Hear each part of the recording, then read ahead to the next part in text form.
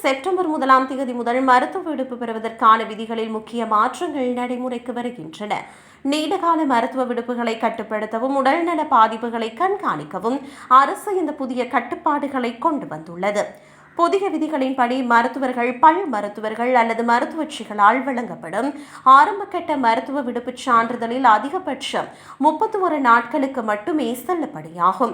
இதற்கு முன்னால் இத்தகைய கால வரம்புகள் ஏதும் இல்லாமல் இருந்தது குறிப்பிடத்தக்கது.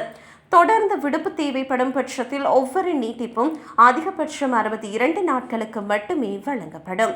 விடுப்பு முடிவதற்குள் நோயாளிகள் மீண்டும் மருத்துவ பரிசோதனைக்கு சென்று புதிய சான்றிதழை பெற வேண்டியது அவசியம்.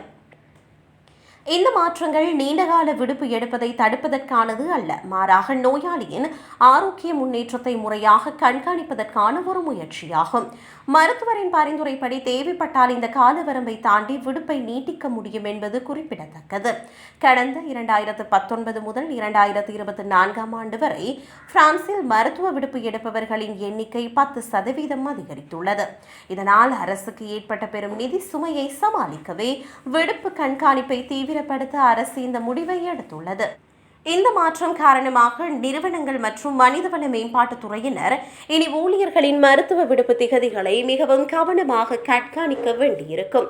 விடுப்பு நீட்டிப்புக்கான விண்ணப்பங்களை சரியாக நிர்வகிப்பதன் மூலம் பணியிட சூழலை திட்டமிட நிறுவனங்களுக்கு இது உதவும்.